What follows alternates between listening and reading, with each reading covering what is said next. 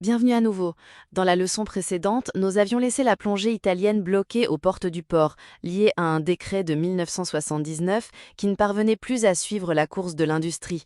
Aujourd'hui, nous analysons le grand choc qui a tout changé.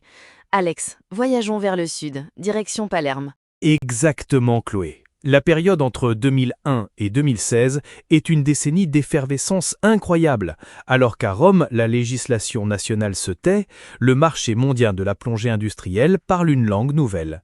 Des entreprises comme Eni, Saipem et Enel commencent à insérer dans leur cahier des charges des exigences qui n'ont rien à voir avec le vieux décret de 79. Elles demandent des certifications IMCA, des standards IDSA et des qualifications d'Ivermedic. C'était un court-circuit total alors. D'un côté, nous avions un État qui ne reconnaissait que l'opérateur technique subaquatique, pour ainsi dire portuaire. De l'autre, les géants de l'énergie fixaient des conditions claires. Ils disaient en substance, si vous n'avez pas de formation certifiée selon les standards internationaux, vous ne descendez pas à l'eau sur nos installations.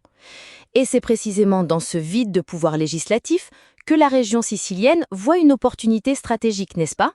Tout s'accélère en 2011. La Sicile, grâce à son autonomie statutaire, décide d'insérer dans les directives pour la formation professionnelle la référence explicite au standard IDESA, l'International Diving Schools Association.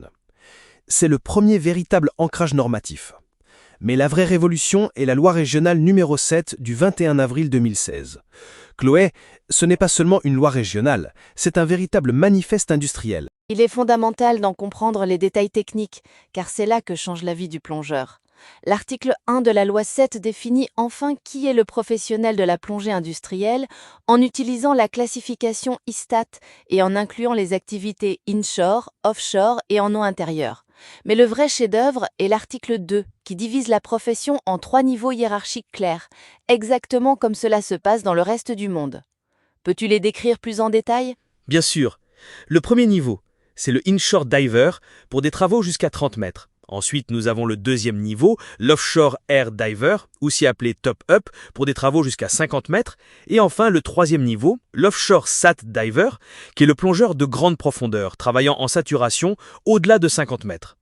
Pour la première fois en Italie, une loi écrit noir sur blanc que pour être plongeur de saturation, il faut une installation à cloche fermée et une formation spécifique. Le décret de 79, en comparaison, semblait dater de la préhistoire. Et n'oublions pas le rappel à l'article 3, paragraphe 2. La loi impose que la formation soit conforme aux standards ITSA et aux lignes directrices HSE. Ce passage est crucial. La Sicile n'invente pas une pédagogie, mais adopte le meilleur de la pédagogie mondiale et en fait une loi de l'État, ou plutôt de la région. C'est une ouverture claire sur le monde. Mais la véritable innovation, celle qui a résolu le problème de la traçabilité du travailleur, est l'article 4, l'institution du répertoire télématique et de la carte nominative. Avant, pour prouver qui vous étiez, vous deviez montrer un livret papier, souvent illisible et peu fiable. Avec le modèle Sicile, chaque opérateur possède une carte numérique et un numéro progressif. Un employeur à Londres ou à Aberdeen peut vérifier en ligne si ce plongeur est réellement qualifié. C'est un saut générationnel sans précédent. Alex, il y a un aspect que beaucoup oublient, la bataille juridique. Quand la Sicile a approuvé cette loi, il y avait un risque concret que l'État l'attaque pour excès de compétences, envahissant un domaine législatif qui aurait dû être national. Au lieu de cela, lors du Conseil des ministres numéro 121 de 2016, le gouvernement décide de ne pas attaquer la loi. C'est le feu vert définitif, la Sicile devient officiellement le laboratoire normatif de l'Italie. Et puis arrive le DPRS 31 de 2018, le règlement d'application qui donne du muscle à la loi. On y parle du supplément au certificat Europass.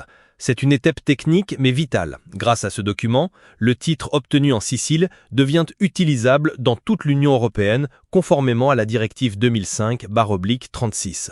Nous avons brisé l'isolement des plongeurs professionnels italiens qui ne pouvaient pas travailler ailleurs. Dans notre leçon précédente, nous disions que l'OTS de 79 était un prisonnier du port. Avec la loi 7 de 2016, l'OTS devient un professionnel global.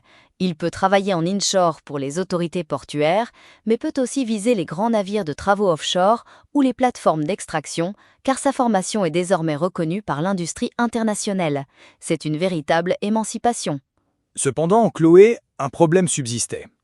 La Sicile était une île heureuse, mais qu'en était-il du reste de l'Italie ? Les autres régions et l'État central restaient encore spectateurs. Un système à 2 vitesses s'était créé. Ceux qui se formaient en Sicile étaient des techniciens du futur. Ceux qui s'inscrivaient dans d'autres capitaineries restaient liés au vieux schéma de 1979. Il était clair que le modèle Sicile ne pouvait pas rester confiné. Il fallait un pont qui porte cette modernité au niveau national. Il fallait une loi de l'État qui ne couvre pas seulement la formation, mais qui parle de sécurité, de protection des infrastructures et de nouvelles technologies. L'évolution était inévitable face à ces nouvelles réalités. Et c'est là que notre histoire se prépare pour le chapitre final.